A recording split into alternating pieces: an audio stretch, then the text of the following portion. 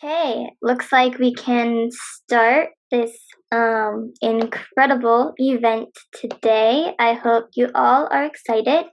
Aloha and welcome to this Climate Action Planning Forum. My name is Tyler Levine, and I'm here both as a part of the Hawaii Environmental Change Agents Planning Committee, and I'm also representing the Hawaii Youth Climate Coalition. Let us open up this space together, setting the intention of creating a safe, loving, kind community of connections and infinite wisdom, expanding far beyond the virtual presence of us all. I'm here today to really only state one phrase, and that is thank you. Though this phrase really lacks the justification of expressing all that I feel within my heart, it is a start. And I would like to thank all the legislative chairs and attendants today, as well as the participating organizations. I also want to thank each and every person as an individual, a part of this intergenerational community here today to discuss legislative priorities and collaborate on past, present, and future action items in the all-encompassing realm of our climate. Just to say a few more things, I think that we are all branches reaching in different directions, connected by a single tree. It is time that we bend away from grasping the sun for a second and fold our intention to the earth mother as she cradles us with nourishment and reminds us that we are all one.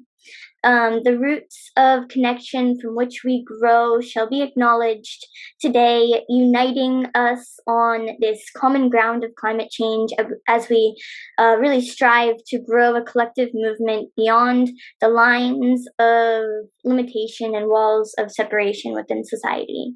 I think that there are rarely times such as these when we get to witness the full picture of what makes up this tree, what makes up our tree. So today I ask you not to look into the lens of your computer cameras or the boxes on your screen, but I ask you to really look into the heart of the messages that we are planting today as the seeds that is going to grow, a forest of trees, and the seeds that will grow our future, hopefully below 2 degrees. Now I'd like to introduce our moderator for today, Ted Bohlen. Ted was a Deputy Attorney General for the past 15 years, helping protect Hawaii's waters, and he is now an environmental advocate on climate and coral reef issues. So I'm handing it off to you, Ted. Thank you. Thank you very much, Tyler, and welcome to all. This is an exciting day for us. We've been trying to get this together for a while. I've been dreaming of doing this for 2 years, of getting people together before the session begins, because once the session starts, it gets fast and furious and really too much going on. So we need to talk about the issues here with climate, which I think we all recognize as being an existential crisis, at least something that we need to get to work on right now.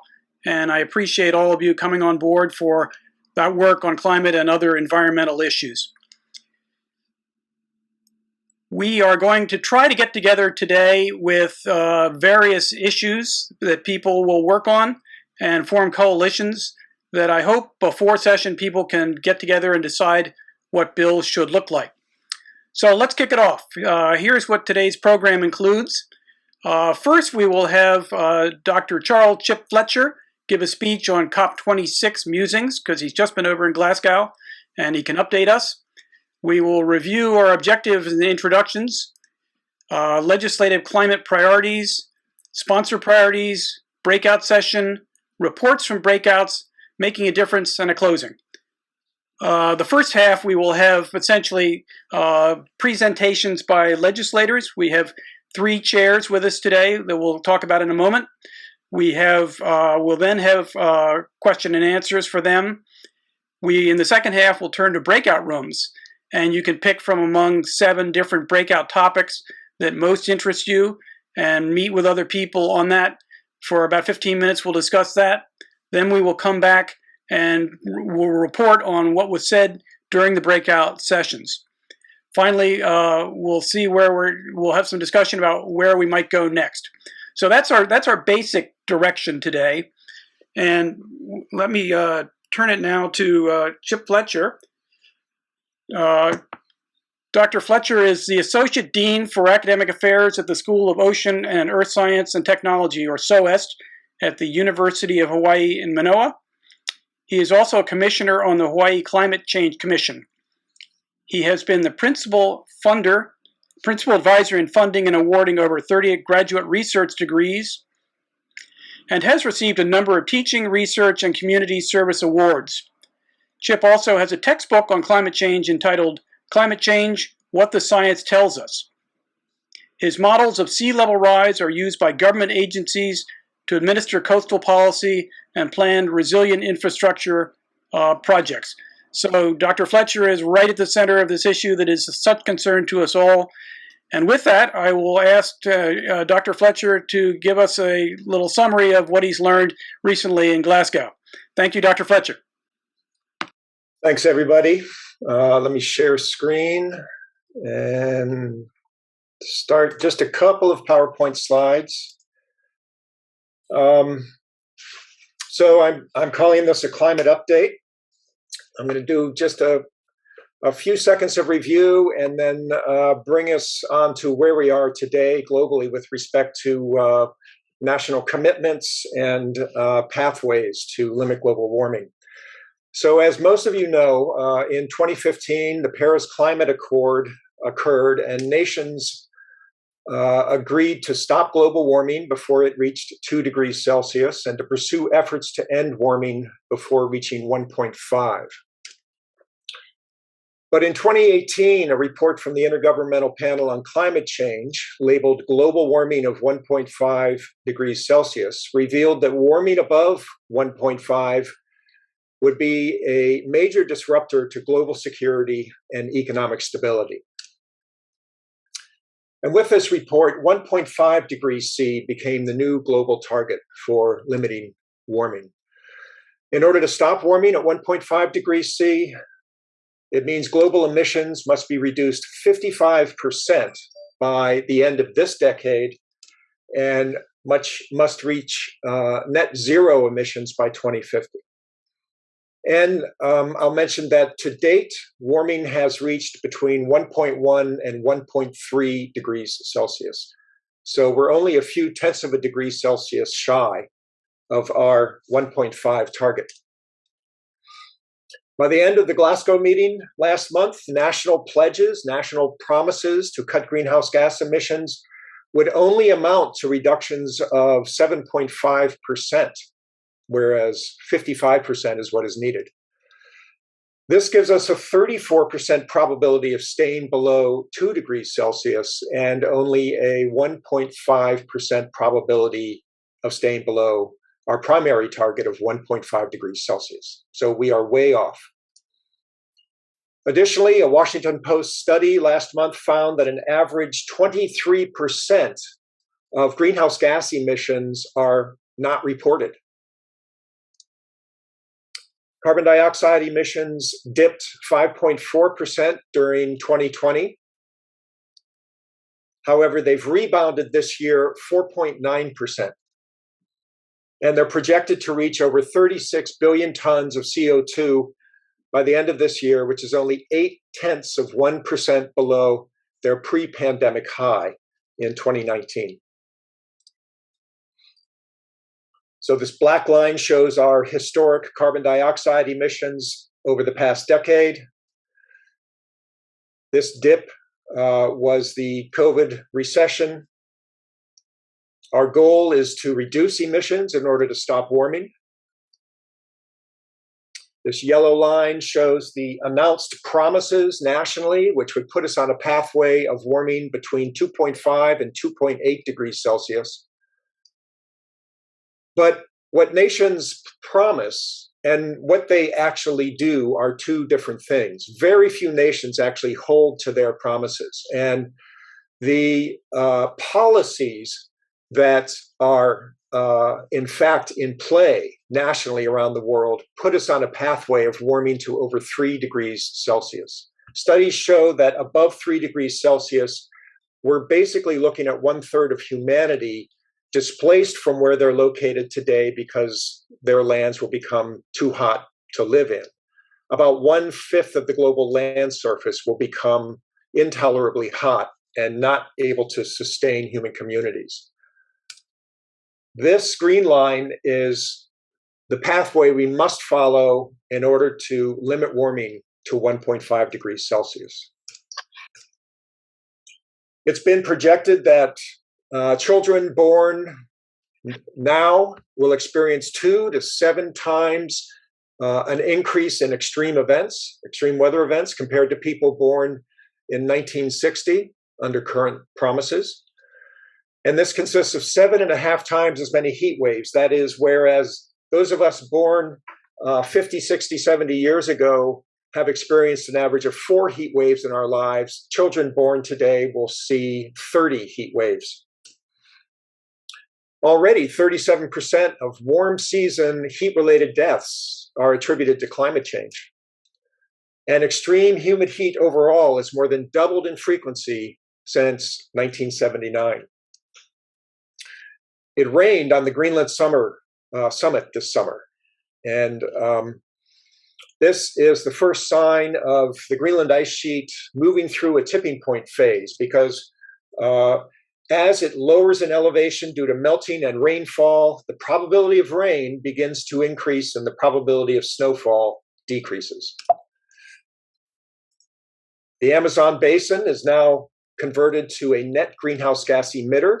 Studies have been coming out all year showing that damming of the rivers, wildfires, intentional fires, deforestation, hunting, mining, and drilling have all reduced the net biomass of the Amazon basin by nearly 1/3.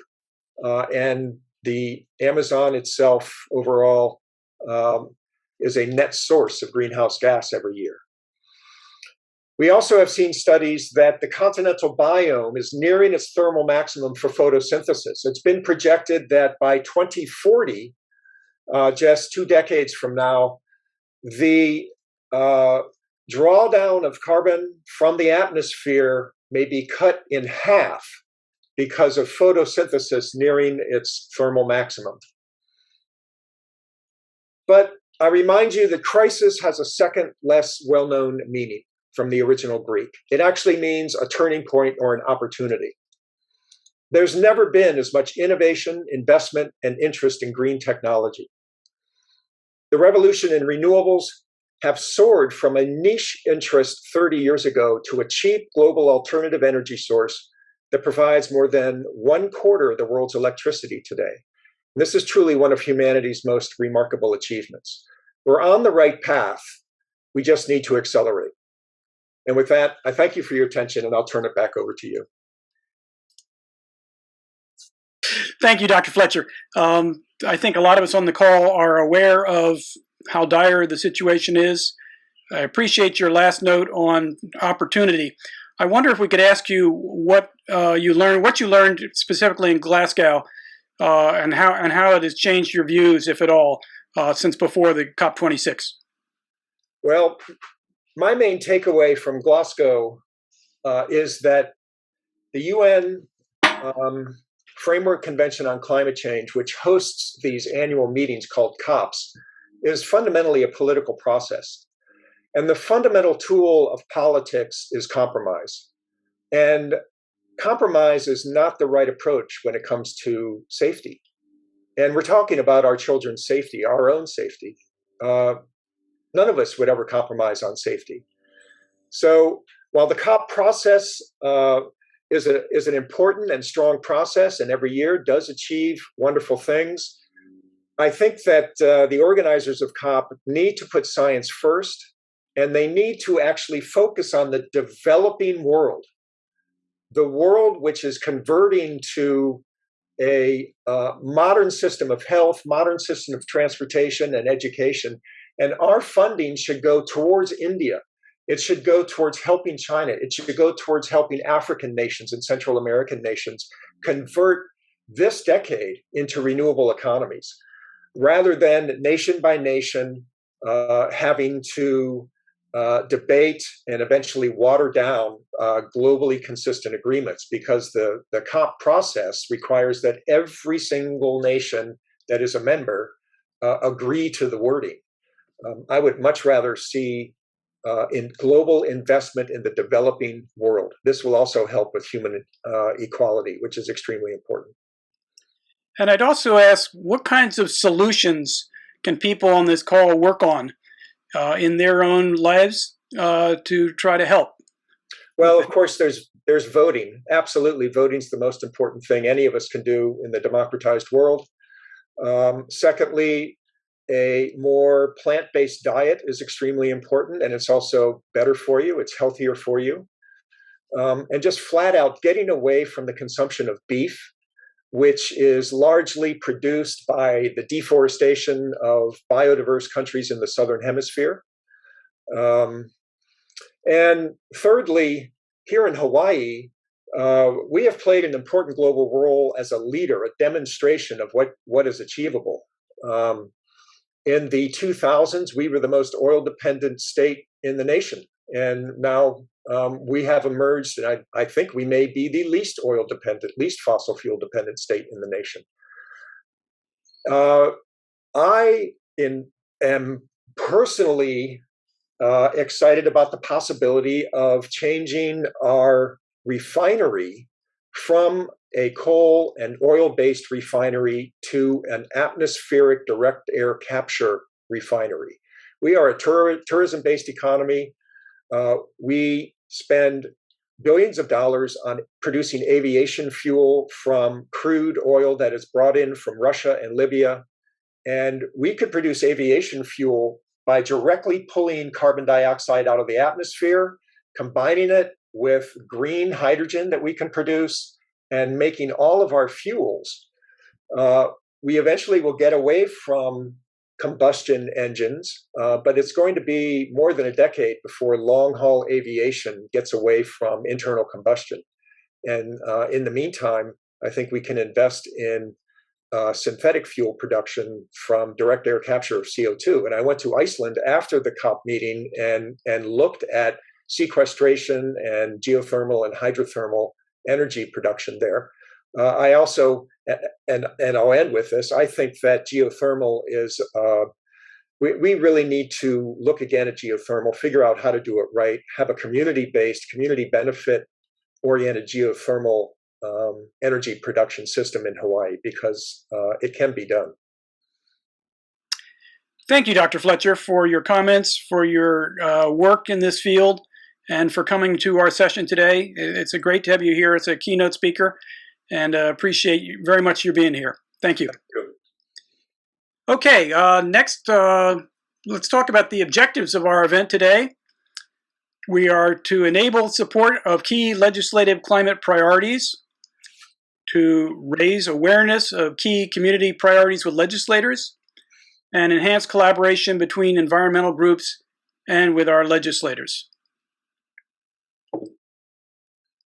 And here are our chairs. So we'll turn now to the section of the program where we are fortunate to have 3 of the environmental chairs from the Hawaii legislature who have a significant role in passing legislation related to climate and environment. And so let me kick it off by introducing Senator Mike Gabbard. Senator Gabbard currently serves as chair of the Committee on Agriculture and Environment. He represents Hawaii's 20th Senatorial District and has served in the Hawaii State Senate since 2006.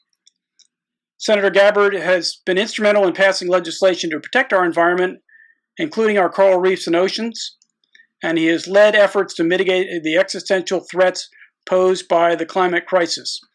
So with that, I would turn this over to Senator Mike Gabbard to give us a few remarks. Mike? Mahalo, Ted. Aloha mai kako, and I hope you and your ohana are safe, well, and that you all had a nice Thanksgiving. I apologize. I just got back from Phoenix where I spent Thanksgiving with family, and I've got a bad cough and just really feeling under the weather. So I'm going to just, I'm turning it over to Corrine, my committee clerk. She'll be taking over right after I speak. So I look forward to watching the recording. But I first want to mahalo all of you who were involved in putting this follow-up event together. And as I said at the September 18th HICA event, this is such a great idea. It just makes sense that, inviting all the stakeholders to get together and talk story before session starts. And so here we're conveniently doing it online once again. And so this follow-up meeting, we were asked to provide our top 3 priorities and to be more specific to climate bills. And I know I have only 5 minutes, so let's go. So one of my priorities is the Green Amendment, SB 502, which I introduced last session, but it did not make it to the finish line. Green amendments are provisions added to the Bill of Rights section of a constitution that recognize and protect the rights of all people, regardless of race, ethnicity, religion, or income, including future generations.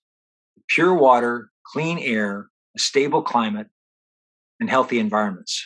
So SB 502, it would amend our state constitution to protect those rights and could be used in cases where those rights are being threatened. Our state constitution, it currently protects our environmental rights to some extent, but only as set forth in laws and implemented by agencies.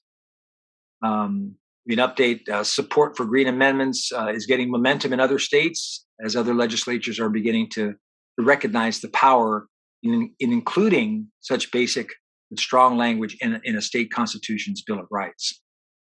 Pennsylvania and Montana, they passed their green amendments back in the early 70s. And just last month, I think it was November 3rd, New York became the 3rd state in the country to pass a green amendment. Hawaii is one of 12 states that have proposed bills that are being put forth by legislators. And a reminder that it does require a 2/3 majority in each chamber of the legislature to pass. And then it would be on the ballot. A ballot question would be there this coming next November, excuse me. And that ballot question would require a simple majority by voters. And so if approved, it would protect such rights for present and future generations. Secondly, another priority I have is the Carbon Positive Incentive Program. It was SB 493 from last session. And this bill sets up a Hawaii Ag and Forest Carbon Positive Incentive Program that will keep forests and working ag lands intact and sequester additional carbon on those lands. The bill would encourage the sequestration of atmospheric carbon gases by making it easier for farmers and landowners to get contracts for engaging in regenerative ag and sustainable forest practices. So we must all we have to do all we can to reduce our carbon footprint and become carbon negative as soon as possible. And in striving to do this, it's not enough to limit greenhouse gas emissions. We must also draw carbon down from the atmosphere. Substantial sequestration of carbon is needed as well as major greenhouse gas emissions controls. So the funding for this would be from a portion of the revenues generated by the barrel tax. Hawaii Ag and Forest Carbon Positive Incentive Program is vital to support our local producers and reach a carbon neutral clean economy by 2045. And then finally, my other priority is the visitor green fee. As we all know, our beaches, reefs, ocean forest parks, and other natural resources are part of what makes Hawaii such a special place. And these natural resources, they provide billions of dollars of value to the state's economy and are a vital piece of our tourism industry, helping to sustain the well-being of our communities. But because of too many tourists, Hawaii's natural resources are being negatively affected and will face new challenges with climate change. Last session, it was our WAM chair, Senator Dela Cruz, who introduced SB 666, and it proposed to establish a green fee surcharge of $20 on transit accommodations for the purposes of funding workforce programs and services that promote certain environmental goals. So it proposed a 10-year pilot green fee surcharge and set up a special fund. So there's growing interest and support in the belief that visitors can and should contribute a green fee surcharge to help preserve our natural resources. And this visitor green fee campaign, it could provide ways to enhance job opportunities in terms of literally creating thousands of green jobs and elevating the overall visitor experience as well. So, I mean, to me, it's truly a no-brainer. we should all pay our fair share in protection of our island's beauty and bounty.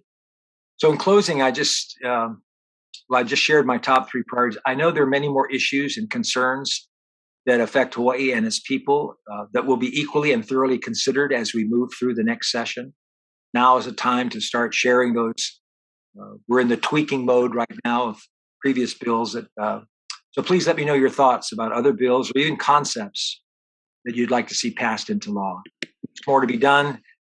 And with these continued collaborative efforts, such as this meeting, it's my hope that we'll get the kinds of results that we can greatly benefit from. So, and with your continued support, I look forward to more successes next session. So aloha and mahalo, and have a safe holiday. Thank you, Senator Gabbard. Aloha, mahalo to you as well. I wanted to ask one question for you, if you would. And that is, the Green Constitutional Amendment is it sounds like a wonderful concept. But some people are afraid of large changes. What would you say to people who say this is too much of a change? I think it's a good question, Ted, because that's some of the blowback we got when we heard the bill. Was that, oh my God, this is just education, basically, right? We just need to educate. This elevates the whole issue of our environment and good air and good water, et cetera. I mean, look at what's happening with Red Hill right now. I mean, it's all on the front pages, right? And I think, basically just education. Thank you, and thank you for your presentation. Thank you, and please stay well. Aloha, thank you. Thanks for coming when you're under the weather. Appreciate that. Aloha. Aloha. Our next speaker is Nicole Lowen. She's the chair of the Energy and Environmental Protection Committee of the legislature. She's a representative for House District 6 in Kailua Kona on Hawaii Island. And throughout her 9 years in office, Representative Lowen has worked on legislation to further Hawaii's environmental goals, renewable energy to address climate change, protect natural resources, and to improve waste management systems. She has also prioritized work on clean transportation and energy efficiency and passed bills to transition state fleets to zero-emission vehicles to incentivize the build-out of electric vehicle charging infrastructure. Representative Lowen has been a stalwart on the environment in the House for a number of years, as I said, and appreciate having you come today to speak. So with that, I'll turn the microphone over to Senator Lowen. Thanks. I think you promoted me to senator last time too, but I'll take it. Thanks. Can you guys see my screen share? Is that my PowerPoint visible? Okay. I'll go through this really quickly. Sorry, I'm not good at picking just 3 priorities. And this is basically the same presentation I gave last time with some tweaks. As we've moved closer to session, things are changing and things will probably continue to change. And this is obviously not an exhaustive list. But the first category, I guess, is energy and climate mitigation and decarbonization. So I would say my priorities here are, we're going to introduce a bill to update the state's decarbonization goals. So there was Act 234 of 2007 that had a goal to reduce emissions below 1990 levels by 2020. So we've reached that, and now there's no further goals until our 2045 clean economy goal, essentially. So we're looking at a bill that would require 70% reduction over 2005 levels by 2030, economy-wide. That would include aviation fuel, which has been often excluded from that conversation and is more ambitious than the Biden administration's goals right now. So I think it's a good place to start, but still like in that realm of what I think people will see as being achievable. Another priority bill that I'm working on is, we're going to continue to have conversations about carbon pricing and carbon taxes. And one angle I've been thinking about taking, since we haven't had luck in passing those bills in past years, is pivoting to thinking about an implicit or internal carbon price and the social cost of carbon. So this would be directing the state to adopt a social cost of carbon and use that in their considerations for like big infrastructure projects and things like this. So this would push the state towards not always picking the lowest cost. If more energy efficiency or putting PV on a rooftop or using more lower carbon footprint building materials is cheaper, this would level that out because you would be thinking more long term. And then in addition, we would direct the PUC to estimate a social cost of carbon and direct the utilities to use that in their planning process. So this would, which I think that HEI and KIUC are already doing in large part, but this would internalize that emissions conversation, because right now we have our RPS goals, but those don't explicitly relate to emissions. So having a social cost of carbon be part of the planning process would internalize that. And then I appreciate that Chip mentioned geothermal. I think we have some drafts of bills. DLNR is not that happy with them because it impacts the money that goes to them right now. But I do think that we need to continue to elevate this conversation. And I think this group that you've brought together here today could be really helpful because there is a lot of suspicion and kind of mixed feelings surrounding geothermal. And I think that we need to work through that so that we can move forward with being able to benefit from this amazing resource that we have here and use that to help us tackle our climate issues. So that I think will be part of the conversation in some form. We're going to keep working on clean transportation. There's kind of continuing things. I've talked about this before, so I won't spend too much time on it, but some of the bills we've seen in the past. And then with the additional funding we gave to the EV charging station rebate program last year, we're looking at just trying to expand that and how it gets applied and create new incentives for the areas we really want to tackle. Green fees, Senator Gabbard mentioned this. I agree with him that a green fee should be a priority, and this would help fund conservation efforts, potentially ongoing funding for green jobs, like what we've seen some of our relief funds go to, and what we hope some of the funding in the Build Back Better Act will include. But we could also help fund that kind of green job thing from state revenues if we did this, and then also, putting that towards reef and forest conservation. Waste management, and again, this is I think also climate related, but in some people's minds, maybe less so than talking directly about emissions. But there was a recent report that plastics are on track to overtake coal as a source of greenhouse gas emissions by 2030 as coal declines and plastics continue to increase. So we have a whole, I think we have 6 or 7 bills actually we're working on that deal with solid waste and really specifically plastic waste and electronic waste. Wastewater, the number of cesspools we have in the state, again, this maybe isn't as directly climate related to some people, but this is hugely important to conserving our reefs, which are really under threat from ocean acidification and global warming. And so I think the big push this year would be a bill that would require a conversion at the point of sale, and then a tax credit that would be means tested or income based to go along with that to help offset the cost. And this would basically just at least begin a process of attrition for some of these cesspools. We need to convert them all, but we've got to also start somewhere. So the point of sale means like every time there's a real estate transaction, that cesspool would be required to be converted. Probably there would have to be some kind of exemptions in the law, but it would get a lot of them, and it would capture them at a point in time where there's like financing options on the table to help facilitate that. And then this is just other issues I didn't want to leave off. Green Amendment that Senator Gabbard mentioned, I also support that. And then Red Hill, I know this is this meeting's not specifically about that, but I think that what we've been watching happen over the past week has been really shocking and has really brought home the worst case scenario. I mean, we're watching it play out, and imagining that happening more broadly to Oahu residents it's like no level of risk is acceptable fundamentally. So we're going to have to tackle the Red Hill problem for sure. So I'll stop there. I don't want to take up too much time. And thank you. Thank you, Representative Lowen. I'd like to ask you a question first about the Green Constitutional Amendment. It got through the Senate unanimously last year, and it passed your committee. And I wonder what you think the prospects are for passing the legislature this year.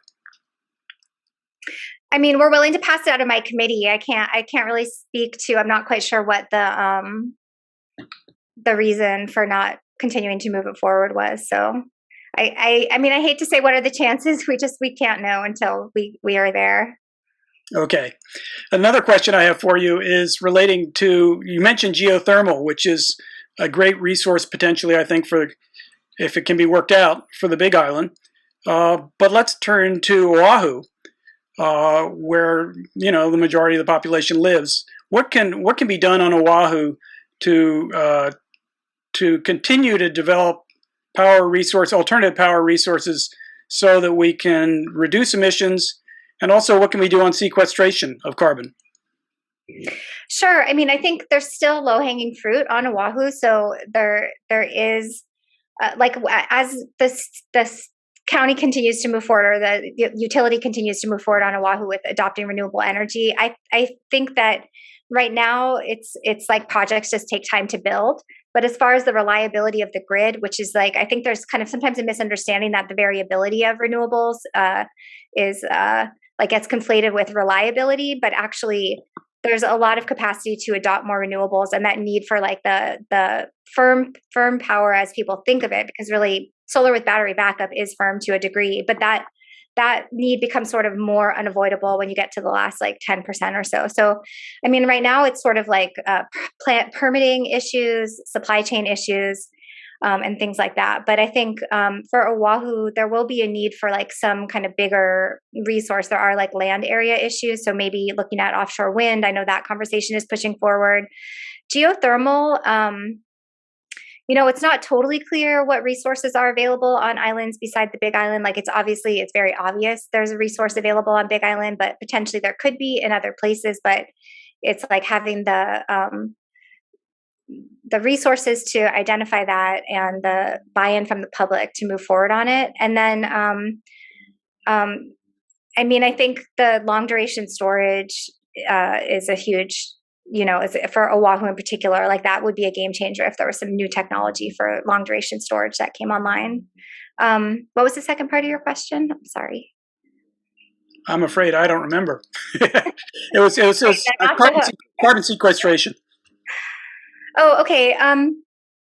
Yeah, I mean, carbon sequestration, I think the things that Senator Gabbard mentioned about soil health are really important, continuing with reforestation efforts. And then, as Dr. Fletcher mentioned, I mean, direct air capture is still really expensive technology, but it's something that we're going to need in the future. And Hawaii, it's expensive, but if you have a cheap source of energy, which, solar is super cheap right now. We also have geothermal. If we expand that, I mean, potentially it could make a lot of sense here. It's kind of an exciting opportunity. It's definitely, it's not, I wouldn't say it's necessarily it's still sort of a new and emerging technology. It's not at this point where there's total readiness right now, but I agree, we should be looking in that direction 100%. And what do you think of burning trees as a climate impact? For generating electricity? I mean, it seems pretty counterintuitive. Okay. One final question. What can we do more to include social justice concerns in our legislation?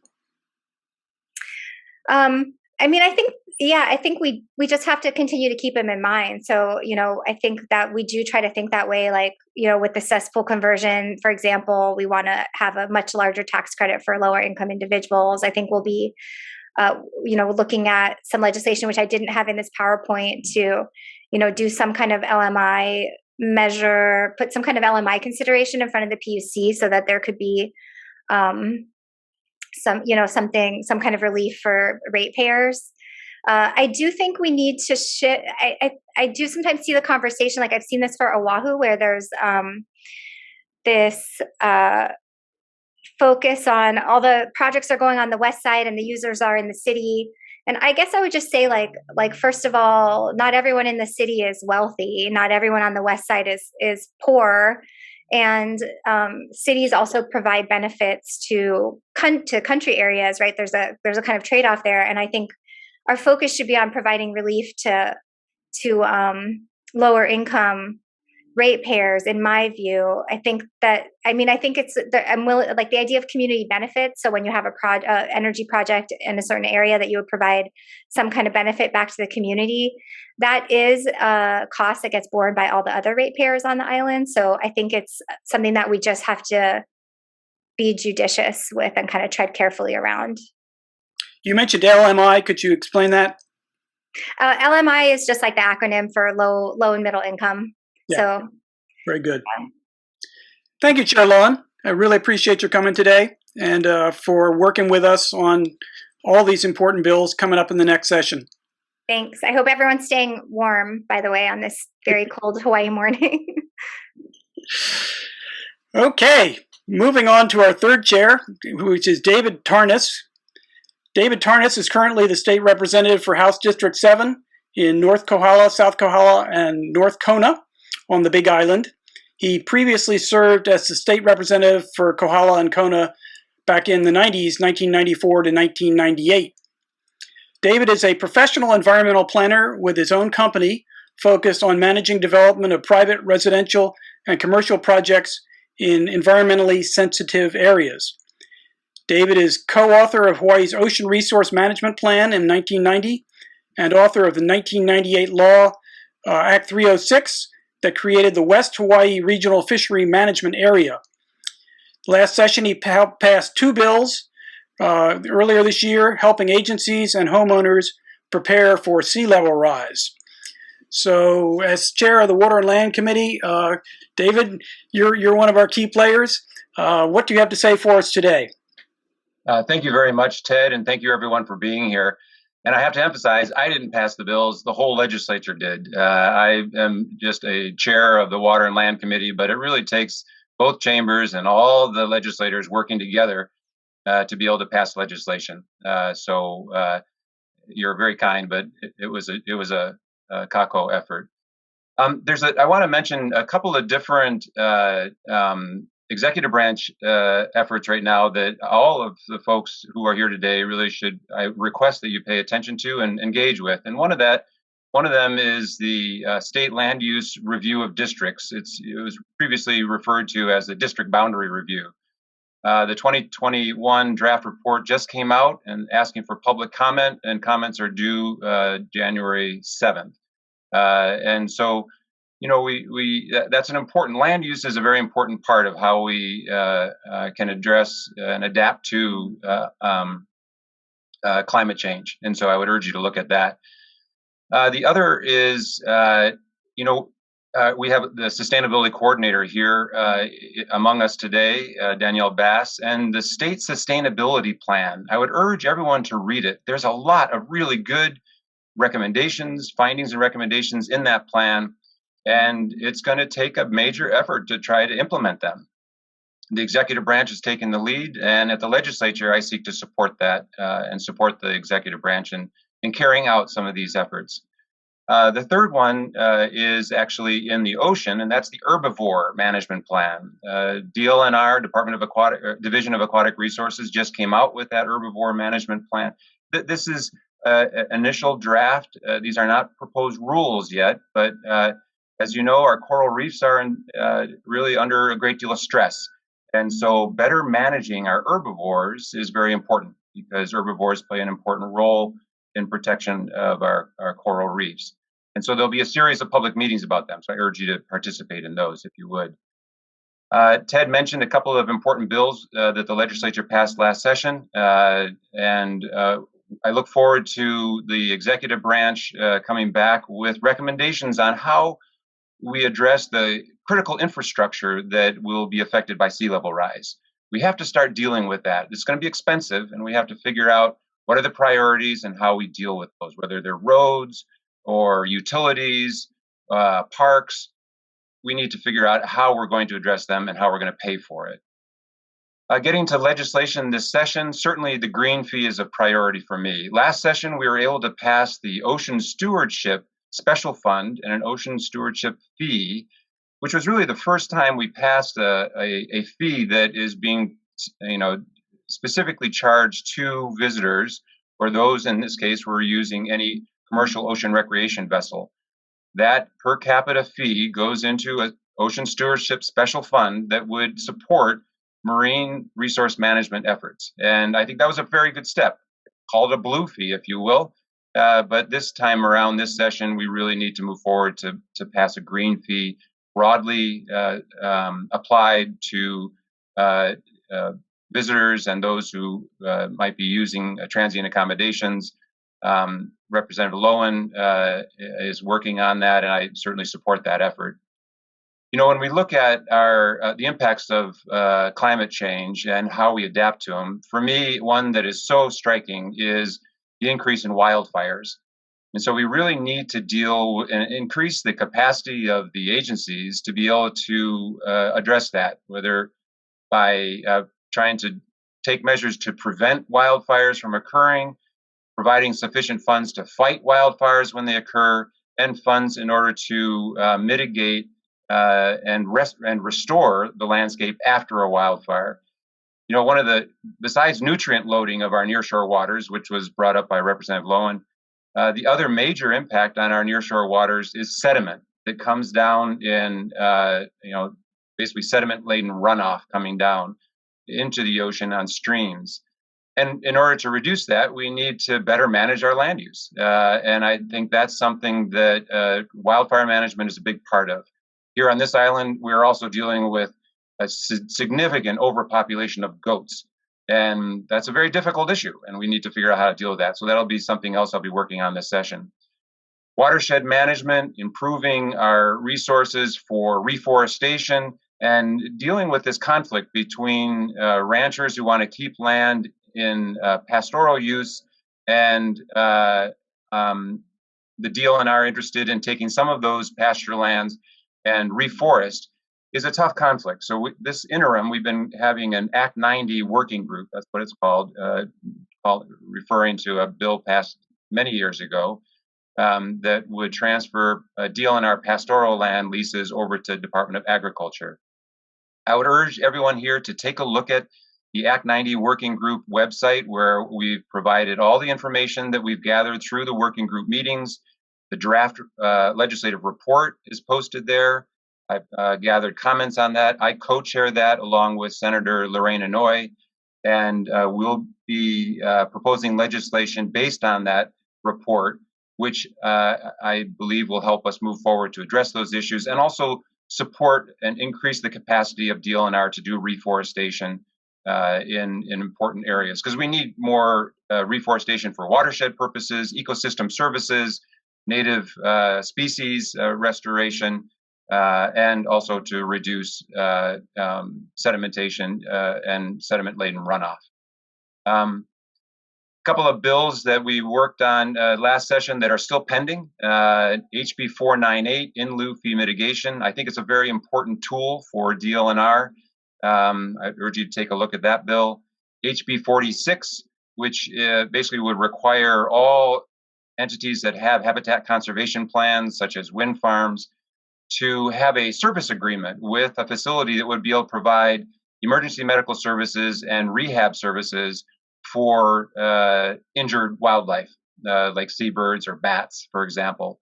And so those two bills are still pending. As all of you know, the legislature, when we convene, it's a 2-year session. So any bills that are still pending from the first year of the session, that is the 21 session, are still viable and can be scheduled for hearings in the 22 session. And so I'm going to really work to try to move some of those bills forward.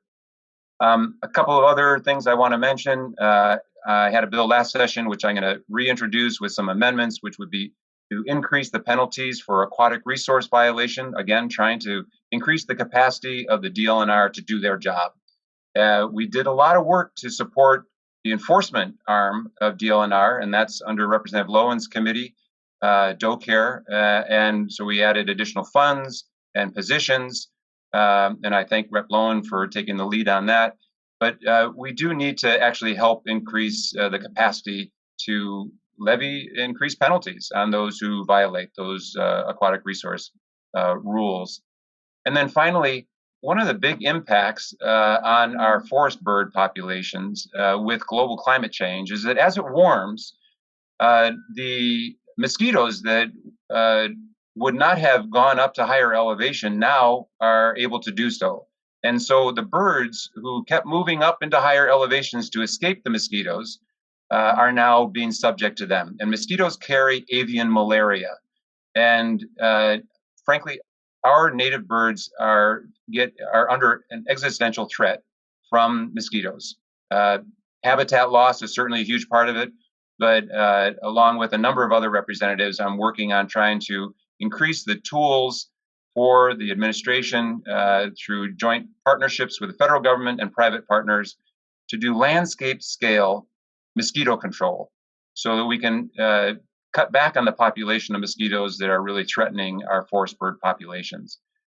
There's always a lot more bills that will be certainly moving, and I support the efforts of Rep. Lowen and Senator Gabbard and other advocates in the legislature.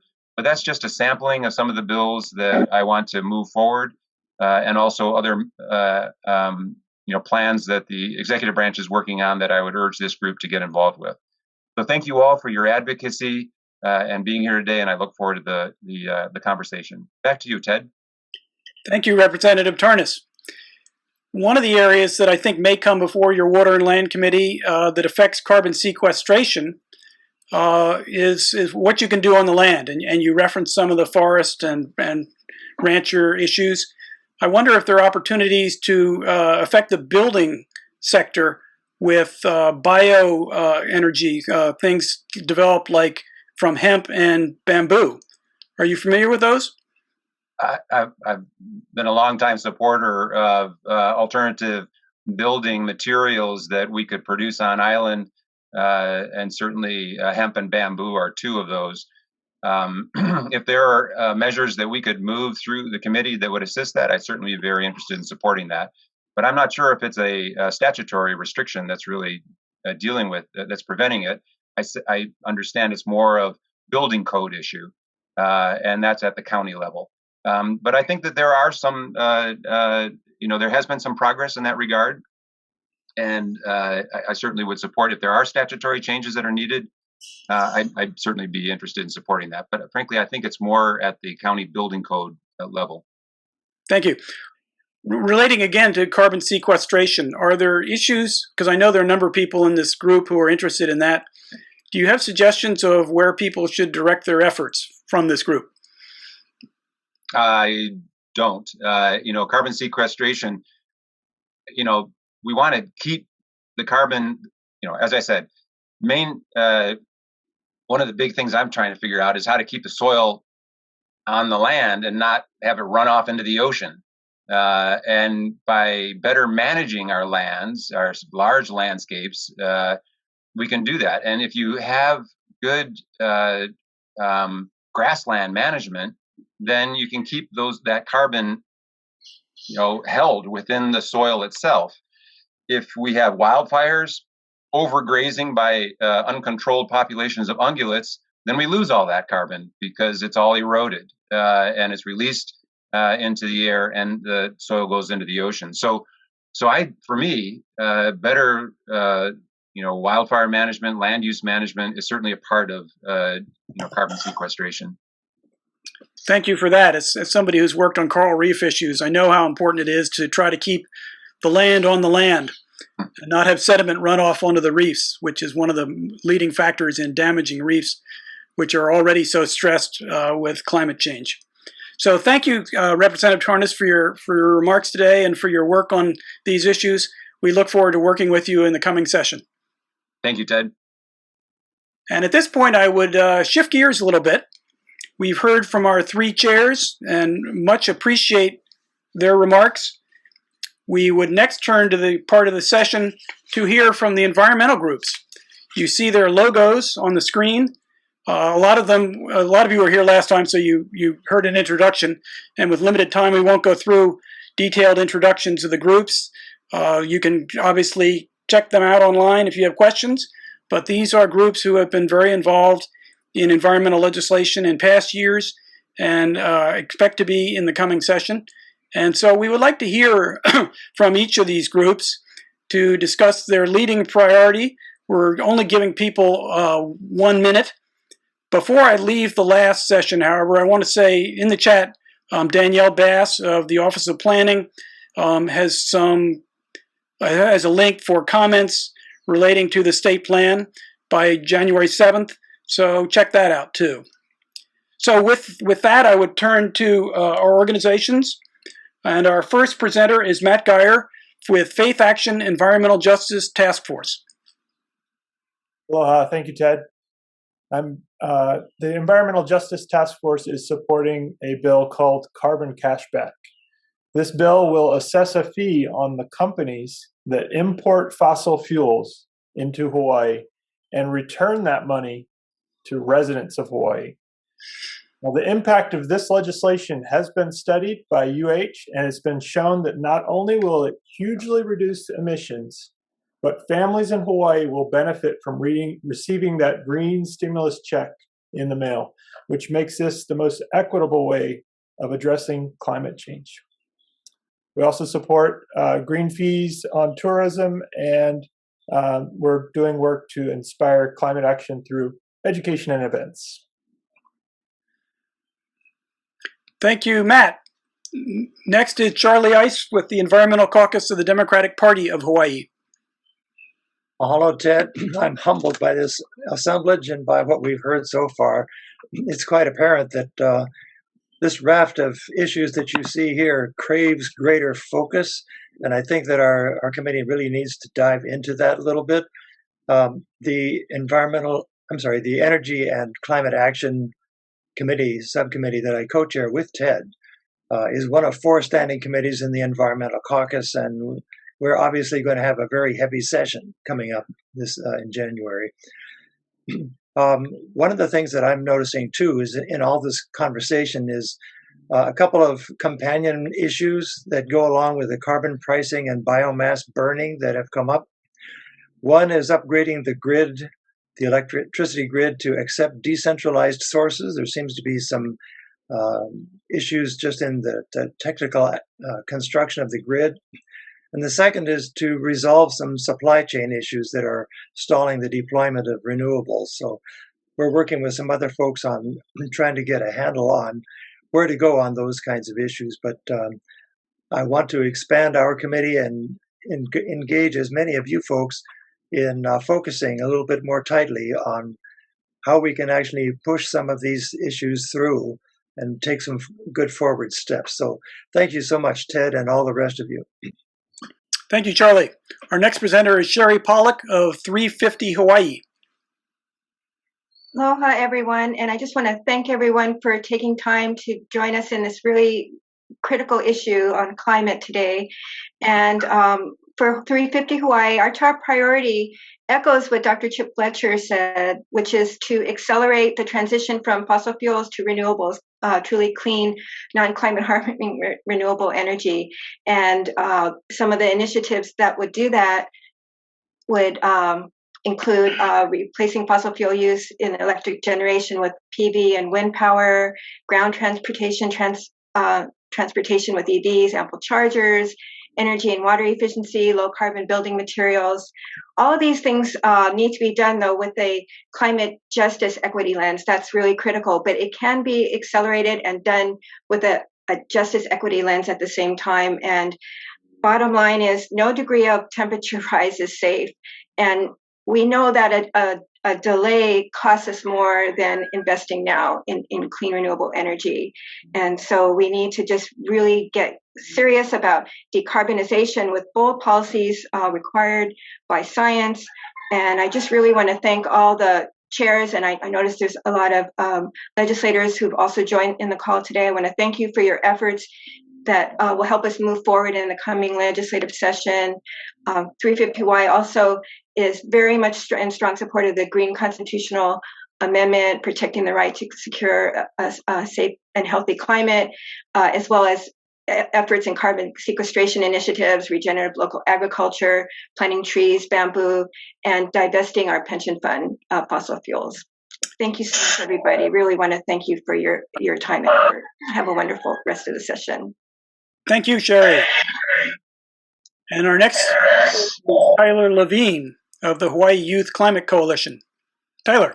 Aloha, thank you for handing it off. I'll make this quick. So basically the Hawaii Youth Climate Coalition's mission is just to help shape a just, equitable, and climate resilient future for our communities here in Hawaii. We have 3 priorities that you can see on your screen, shaped completely by local youth, one being climate climate justice mapping, which is a major priority of ours. Thus, we are pushing for legislation that includes stakeholders from communities mostly impacted by the climate crisis when creating policy or making plans for projects that will address climate change. We also urge for a state-level, community-driven climate action plan, similar to the Honolulu Climate Action Plan passed last session, that includes a list of programs and policies, as well as actions and initiatives to reduce greenhouse gas emissions statewide. Our final priority is environmental and societal restoration with both regenerative agriculture and food security, which also includes carbon sequestration. One bill that aligns with our first priority that we supported last year was Senate Bill 1277, which relates to environmental justice mapping.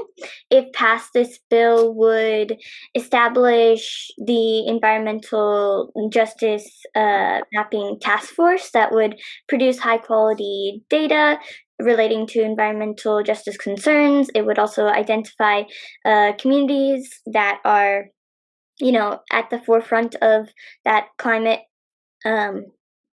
crisis, and then devise a method to correct racist and unjust practices leading to historical and current environmental injustices. Thank you. Thank you, Tyler.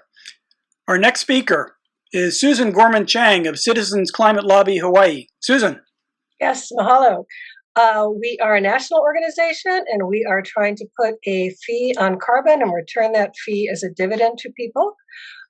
We feel this will reduce emissions, get us closer to net zero, make clean energy more affordable in relation to fossil fuel by making fossil fuel more expensive, save lives by decreasing pollution and emissions, and again, the social justice aspect of it is that we're putting money in people's pockets, which is the dividend from the fossil fuel fee put on corporations to ease that transition. Mahalo. Thank you, Susan. Our next speaker is Kara Oba of the Climate Protectors Hawaii. Kara. Hi. So Climate Protectors Hawaii supports the Green Constitutional Amendment, which Senator Gabbard mentioned earlier, but we'll go through it again. So the Green Constitutional Amendment would serve present and future generations in Hawaii by recognizing and protecting as basic rights clean water and air, healthy ecosystems, including the climate and the cultural qualities of the environment.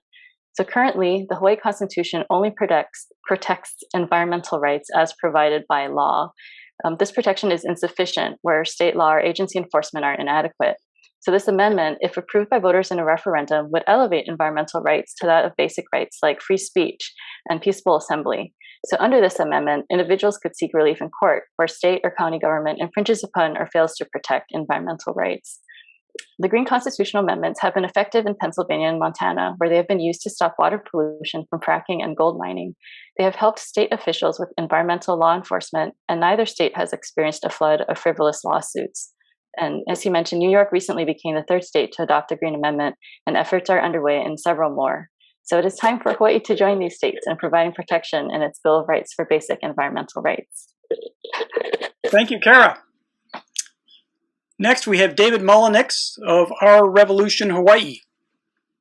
David. Anyway, thank you, everyone, for this opportunity and for this great event and for all these wonderful people who are involved. Our main focus is stepping off of passing our climate emergency resolution. I think that was a good foundation for what we need to go next. And so all of these ideas are really important. We think the Green Constitutional Amendment, that was just laid out in detail here previously, would be maybe the next best step for everyone to get involved in to pass that has the greatest impact. And then we also support updating the RPS that Nicole Lowen was talking about. Thank you all very much. Thank you, Dave. And next we have Bill Bugbee of Hawaii Electrical Vehicle Association. Bill. Yes, greetings and aloha. Hawaii EV, our association, is a statewide organization representing electric vehicle owner interests and the advancement of the electrification of transportation throughout the state. We're going to basically focus on three areas. zero emission vehicle standards, which will advance those objectives, incentives for EV purchases, and very important, the build out of our charging infrastructure here statewide and the incentives to enable that to happen. Thank you, Bill. Next, we have Joshua Cooper of the Climate Reality Project. Joshua. Aloha, how are you? It's great Good. to be with everyone. We're up at Leahi, actually working at the Peace Garden. Our top policy proposals and priorities is Climate Reality Project, of course, came out of Al Gore's Inconvenient Truth. But we're also looking at the global all the way down to here at Hawaii. So the first one is adopt a Hawaii Pacific Escazú Agreement on the right to information, effective participation in decision-making on environmental issues and public policy. That's also built on Aarhus. We also agree with our other participants about climate justice action plan, beginning with formal education from DOE to University of Hawaii. And we also agree with the idea of the regenerative tourism launch with first steps of Hawaii visitor fee funding going towards education. Also really appreciate meeting with everyone and seeing how we come together, including Senator Gabbard on the Green Constitutional Amendment. That also mirrors what was adopted at the Human Rights Council in October. And then explore a People's Assembly at city and state level, and also locally determined contributions under the Paris Agreement to kind of build on what Chip was sharing so we could do more here to contribute to Hawaii and our Pacific Oceania neighbors. Mahalo. Mahalo. Thank you, Joshua.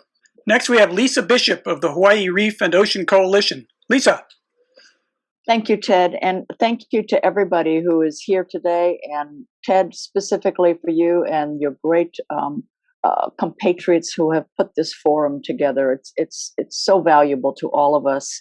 The Hawaii Reef and Ocean Coalition's priorities are, of course, the Green Constitutional Amendment, a ban on sale of reef harming sunscreens that are not generally recognized as safe and effective by the FDA, or alternatively, that contain octopropylene or avobenzone, that require the upgrade of cesspools within 1 year of the sale of property, and of course, to do everything we can to protect our herbivores. Mahalo. Thank you, Lisa.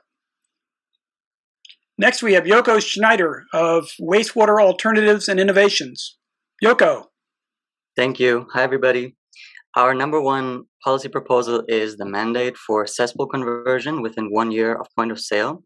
This has many ties to climate change, for example, that coral reefs that are already stressed by the temperature increase are now further stressed by the wastewater, and they stand much more of a chance to survive if the wastewater and the nutrients from the wastewater does not go into the ocean. So this bill, SB 369, was already introduced last year, and it failed due to opposition, among others, from realtors. And the way that we want to get over this time is that we want to remove language that that requires an inspection, because there's a lack of inspectors in Hawaii, and you can actually do this without mandating an inspection. We have 88,000 existing cesspools across Hawaii, and they all have to be converted by 2050, and you have to start somewhere, just like Rep. Lowen said. And when money is available, for example, during a point of sale, this is a great time to start. Currently, we have low conversion rates, mostly due to low available funding. But during a home transfer, the seller and the buyer can make an agreement among each other and figure this out. And certain exceptions, of course, apply. For example, within family transfers, this would not have to happen. Thank you, Yoko. Appreciate that. Next is DeRay Shin of Surfrider Foundation. DeRay. Hi, Ted. Hi, everyone. Good to be here on this cold Saturday. I'm really glad to hear that the visitor green fee was mentioned by all of our awesome legislators. So essentially, the goal is to establish a $50 per visitor fee, which would raise hundreds of millions of dollars for conservation and sustainability efforts across the state, and allow us to mitigate climate change effectively, while also creating thousands of good paying jobs. So I will put in the chat the website for this. It's hawaiigreenfee.org, and there's also an Instagram page that's fairly active, just for you all to follow. And the mechanism that we're leading towards right now is creating an environmental permit or license through the DLNR that would be required for any visitor that intends to visit a beach or trail or park. Thank you, DeRay. Next up, we have Inga Gibson of For the Fishes. Inga. Aloha, Ted. Aloha, Mike Kako. Thank you for the opportunity. First, want to thank Representative Lowen and Senator Gabbard for their continued support of our priority legislation. SB 344 and HB 1084 would end the destructive aquarium pet trade. As many have said, we all realize the impacts of climate change on our reefs and the potential for increased storms over the next few decades, as Chip mentioned, and with that, of course, flooding. Protecting our coral reefs from the non-essential aquarium pet trade is so important. We've said herbivores a number of times. 95% of the animals taken for the trade are herbivores. They're so important. And this really is a climate justice issue, because if you think about it, the benefit of these animals being removed en masse from our reef really just benefits the mainland and international folks. There's no local benefit to the people of Hawaii. It's basically a trade that is a luxury trade, and it's unlike some of the other initiatives that are so critical. There's no cost to implement this. There's only a few folks that are seeking to restart collection. However, this would save the state hundreds of thousands of dollars because of the cost to try to regulate this trade. The other initiative that we're supporting, as Representative Tarnas mentioned, is increasing penalties for aquatic resource violations, because we have seen so much poaching regarding the around the aquarium trade, and I need to really take every step we can to prevent further poaching of our publicly held natural resources. So thank you for the fishes for more information, and hope that you all will join us on this campaign. Mahalo. Thank you, Inga. Now we turn to the next phase of the program this morning, and that's the breakout rooms. We have 7 breakout rooms that people can pick from, and all they have to do is go to the bottom of their screen, at least that's how it is on mine, and click for a breakout room. The breakout rooms are listed here. We have carbon pricing and cashback, visitor impact fee or green fee, green constitutional amendment, decarbonization of electricity and state buildings, carbon sequestration, decarbonization of transportation, and local land and water. So look at that list and see which area you are most interested in, where you might like to collaborate on various topics, and pick where you'd like to go for the breakout room. If anyone has trouble, let us know and in the chat, and we can put you in the room you want.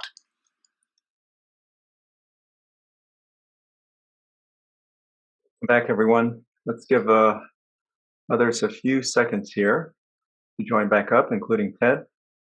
I hope that those conversations were productive, and I realized that they may have been too short. Thank you, Noel. Thank you all I hope you enjoyed your breakouts, and that they were a basis for at least meeting each other, realizing that there are other folks who are interested in the issue the same way you are, and that I hope that we can get together with coalitions for each of these bills. And at this point, I would turn to some summary from the facilitators of what was discussed in their breakout room and any points that they want to highlight. So let's do it in order, right? Carbon pricing and cashback with Susan. Okay, well, as we all know, it's a complex issue, and we don't want to make the perfect the enemy of the good. We realize it's a lot of different things that we have to do, but we discussed the impact, especially on lower income, but the ideas of the U-HERO study and another study coming up that's going to show, perhaps it could be even more progressive if we return the carbon fee in the form of a tax credit to maybe middle and low income as opposed to the upper income folks. And also a point that was brought out is some people are not happy with the data and the studies that are being done. But one very important point is we can make a tax credit refundable, which means you don't have to have tax to get a tax refund. You just file a very simple form and you get that credit back, whether or not you have income tax due, because it may be at that lower level. So yeah, we yeah, it continues to be controversial, but it continues to be out there, and we're going to keep discussing it. Thank you, Susan. Next is the visitor impact fee with duration. Thank you. Yes, so we had a good discussion. Essentially, it's really challenging to have a collection and distribution system, especially when we're talking about this much money that is inclusive of all visitor impact and all sustainability. And so I think that was a big part of the discussion, is how do we make it have the highest level of integrity and equity as possible, and make sure that the money doesn't get taken by the state for the general fund. So we have to work out all those logistics, and I'll put my email in the chat if anyone wants to reach out to me to have a meeting. Thank you, DeRay. And next we have the Green Constitutional Amendment, and I will do the presentation on that. We had a good discussion. We particularly focused on next steps in terms of raising public awareness and building momentum for the Green Constitutional Amendment. We had a lot of discussion about the bill and what's happened so far, how Hawaii differs from other states. But in terms of next steps, I think Joy Waters had some good ideas for citizen engagement. And Lala Nuss had some concerns, raised good concerns about the need to consider environmental justice and to reach out to Native Hawaiian groups who, as she pointed out, have been focused on the environment since the overthrow, if not before. So it was a good conversation. I put my email in the chat. Anyway, it's tbowl8@yahoo.com. And if you have any issues you want to raise, if you want to join on this, if you want to contact me, please do so. The next is Matt Geyer with Decarbonization of Electricity and State Buildings. Aloha. I'll just go really quick here. We talked about the RPS. We talked about batteries, putting batteries, grid-scale batteries on the grid.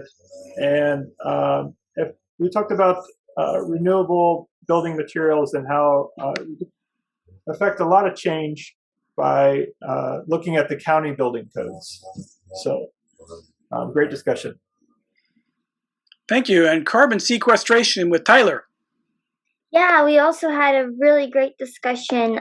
We talked about the bill SB 493, and that was basically covering the fact that Hawaii needs to reduce its contribution to climate change and, of course, needs to increase local food production. And so this bill would basically provide incentives to both well, actually to a broad range of activities, including regenerative agriculture as well as reforestation. And basically, it's working to keep forests and working agricultural lands intact in order to sequester additional carbon on these lands.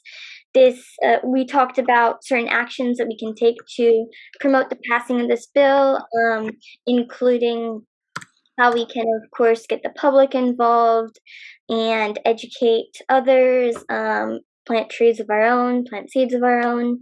We talked about the importance of, really emphasizing the need for not only planting trees, but planting ecosystems to preserve biodiversity and perpetuate ecosystem services.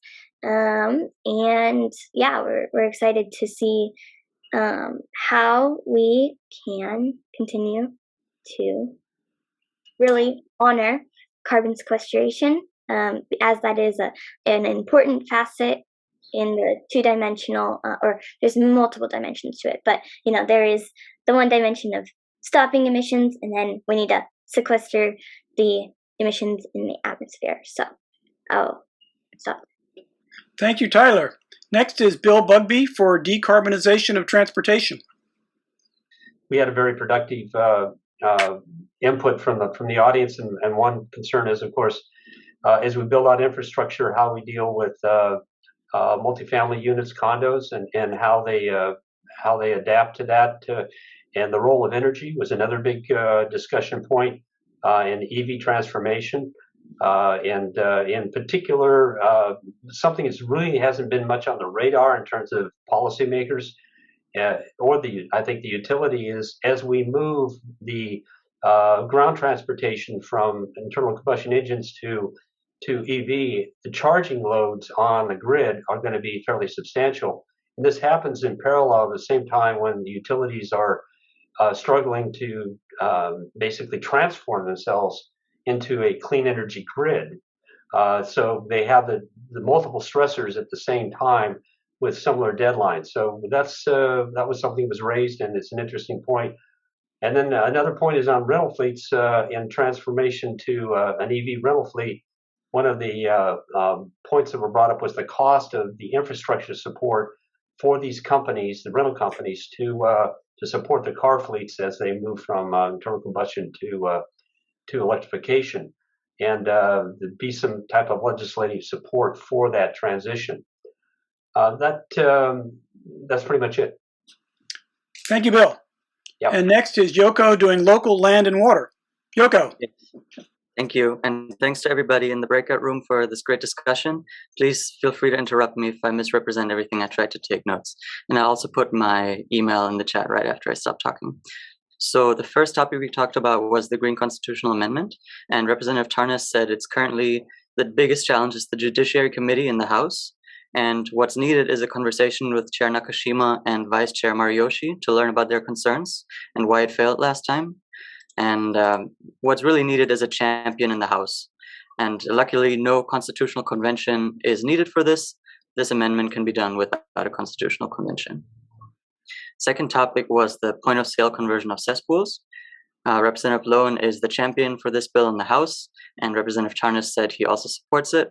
It was good to remove the inspection requirement because some people listed that as their hang up with this bill, and it'll be really, really crucial, as we know, to work with the realtors, similar to how it was done with the sea level rise disclosure. Realtors don't like point of sale conversions and would rather have it focus on the cesspools that are close to water bodies to be converted first. And good news is that there's an effort to make this both into one bill, point of sale conversion of cesspools specifically close to water. And SB 997 of last year was also brought up, which will enable, hopefully, public-private partnerships in the wastewater sector to enable large-scale cesspool conversions of hundreds of cesspools at a time. And it was also mentioned that the economy of scale should be utilized whenever possible. Third of four topics is the sunscreen rules. And it was mentioned that Bill 132 is still active. However, this needs, if 132 wants to move on, this has to reconsider a certain decision that was made previously last year.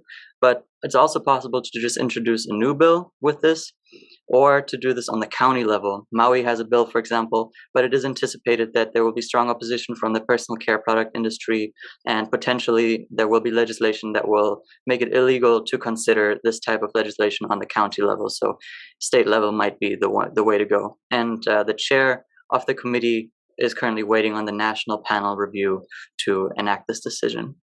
And topic 404, herbivore protection and aquarium fishing. We were cut off here, unfortunately, but Representative Tarnas got in that it's currently before his committee and it needs to go through the process in which it is right now in order to move forward. Thanks, everybody. Thank you, Yoko. We're a little over what we were supposed to finish by 15 minutes or so. Thank you all for staying on. Thank you all for participating today. I think this has been a great event, and we really need everybody to get involved now. I mean, this was just the beginning. The process is just starting. The bills are just being written. Some of them are holdovers from last year, but the efforts to pass them are just beginning now. And it takes the public being involved between now and February when the bills start to be heard. And then after February, you need to show up and testify. So I really appreciate everybody who's come on today. Almost 100 people here. It's a great group, and we really appreciate your efforts. Next steps, we can do public organization. We can do coordination amongst ourselves. We can talk to legislators. All three of those areas, I think, should be pursued. And we will have other sessions, I think, as we get closer. But this was, I think, today a good step forward in terms of getting more specific with the bills than we were back in September, where we were more broadly issue focused. And I thank the 3 chairs who showed up today and the 13 environmental groups who spoke. And as I said, I guess it's around 80 people who have participated in this. So thank you very much. With that, I will turn it back to our introducer and speaker for the next generation, Tyler Levine. Take it away, Tyler. Thank you. I just have a few more words to say. First of all, again, thank you all so much for joining us today. Very excited to see how we, carry out to implement these next steps. I think that it will be interesting to see maybe follow-up activities in public organization, as Ted mentioned, as well as other maybe education initiatives. And my main message here at the end is that it really all starts at a seed, and from this seed is going to grow a great fruitful tree that provides generously to all living things, roots planted firmly in the earth, flowers ablaze, branches spread wide. We are the seeds. We are the seeds of hope, the seeds of strength, and the seeds of love. And I think every seed has a story. So it is time to grow this story. It is time to grow our story, and it's time to grow our future. Thank you again. Mahalo, legislators, mahalo, organizations, and mahalo to each and every one of you guys for joining us again today. We will be sending out a few documents with both the bills that were mentioned today, as well as the recording and context to some of the organizations that presented. Thank you, Tyler. And I just wanted to say one last thing, which I forgot to do, which is to thank Chip Fletcher for his presentation. Yes, much appreciated. Yes, thank you. So I hope to see you again at another event. Not sure when, probably January, maybe we'll have something. But you're great people for coming today. So thank you so much. And ahui ho. Thanks, everybody. Aloha. If you leave, feel free to unmute yourself and shout out your appreciation. Thank everybody. Thank you, everyone. Very much. Thank you. Aloha. Blessings on you all. Tyler. Woo! Appreciate all you do. You guys are rock stars. Well done. Great Well done. job, Have a you good guys. weekend. Mahalo, Thanks. everyone. Thanks for caring. Thank you, everyone. Special thanks to Noel and Matt and Charlie and David and others who have, and John Kawamoto, all others who have helped put on this event and making it go smoothly. We really appreciate that.